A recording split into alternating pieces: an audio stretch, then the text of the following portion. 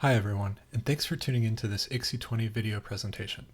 My name is Kevin Moran, and I'm a Research Assistant Professor at William & Mary, and I'll be starting as an Assistant Professor at George Mason University in fall 2020. Today, I'm going to be talking about our work on improving the effectiveness of traceability link recovery using hierarchical Bayesian networks. So let's get into the presentation. This was a joint project performed with researchers at the Semaru Group at the College of William & Mary and industrial researchers from Cisco's Advanced Security Research Group. So, before I jump into our approach, I want to set the stage for the problem and talk about some of the motivating factors for this project. So first, what is traceability? Software traceability has been described as the ability to follow the life of a software artifact in both a forward and a backward direction. And typically this definition is used in reference to something called requirements traceability, wherein to trace the lifecycle of a requirement, it needs to be connected to a piece of source code or test code in order to understand its evolution throughout the history of a software project.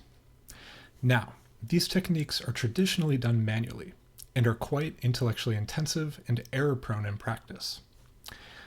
As such, software engineering researchers have dedicated a wealth of effort to creating automated approaches that typically use textual similarity metrics in order to automatically link different software artifacts together.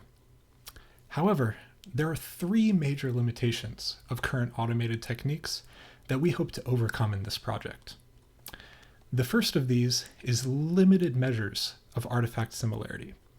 So while there have been a wealth of different techniques proposed, from support vector machines to LSI and LDA, it's incredibly difficult to know which one of these is going to perform the most effectively on a given software project if there are no pre-existing trace links. And alternatively, each of these different techniques captures a slightly orthogonal piece of information about different links between artifacts. Second, many of the current models do not have an ability to effectively capture developer feedback and leverage this to improve trace links in the model. And finally, most techniques have a very limited view of interactions between artifacts. If two artifacts are linked together through similarity to a single shared artifact, it's difficult for models to use this information to their advantage. So, how can we overcome these limitations? Well, in this project, we aim to enable a probabilistic view of traceability. That is, we estimate the probability that a trace link exists between two artifacts as influenced by several different factors. So, the way that we do this is through an approach called a hierarchical Bayesian network.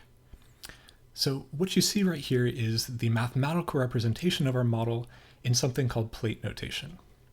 But for the sake of this presentation, I'm going to simplify this quite a bit and walk you through the general steps of our model. So our model has three main stages, each that influence a trace link prior, from which we can derive an end probability that a trace link exists between two different artifacts. And it should be noted that this model is computed on a per link basis.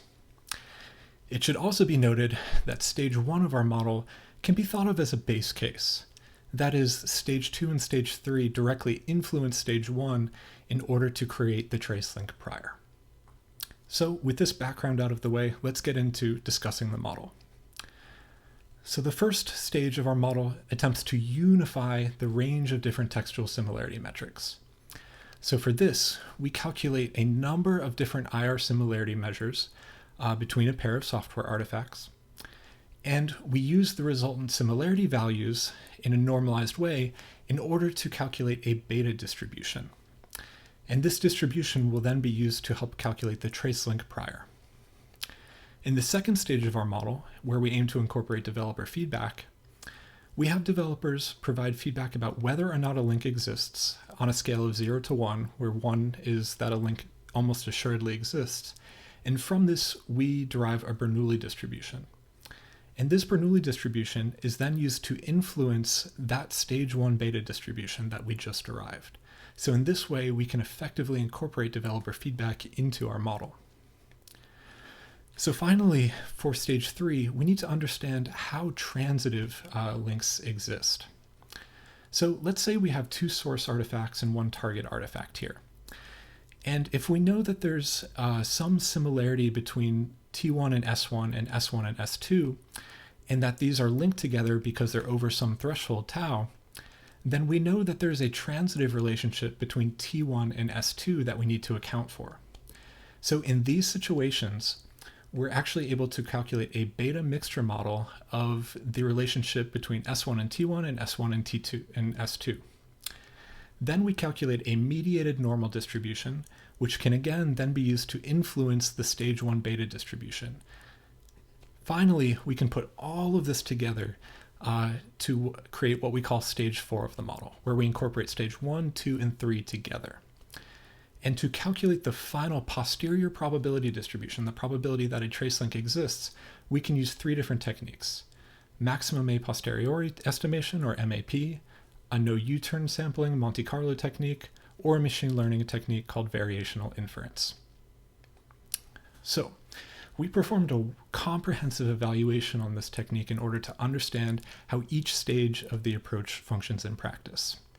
So we had 5 research questions, with the first 4 really asking how each individual stage of the model functions. And then finally, we had a research question that aimed to understand, would developers actually find this useful? So we studied 7 data sets and 10 different IR techniques, some of which were combined IR techniques. And this forms the context for our study for research questions 1 through 4. For research question 5, we interacted with 6 developers from Cisco contributing to the libEST subject project. We gave them a 15-minute presentation about a Jenkins plugin that we developed that implements the COMET framework. We had them use this plugin, and then we asked some user experience questions. And this is an example of what the tool that they interacted with looks like. So I'm going to go over the results from stage 1 and stage 4 of our model for simplicity, but the full results are in our paper and in our online appendix. So the thing to note here is that stage 1 of our technique consistently outperforms the median of the different IR techniques that we used as baselines here. So this means that you can take COMET's first stage, apply it without really much knowledge, and you can have a pretty good idea that this is going to perform better than a given baseline IR technique.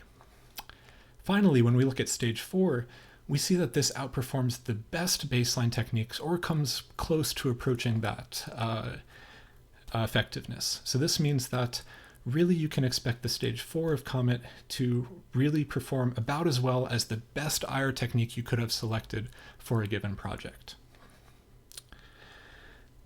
When looking at the results of our developer usability study, we found that most developers found that the COMET tool was easy to use and really generated accurate trace links. And this was a really strong indicator to us that this could be something that would be useful to developers in practice. So that's the end of this presentation. You can find all of our study data on the website there. Thank you.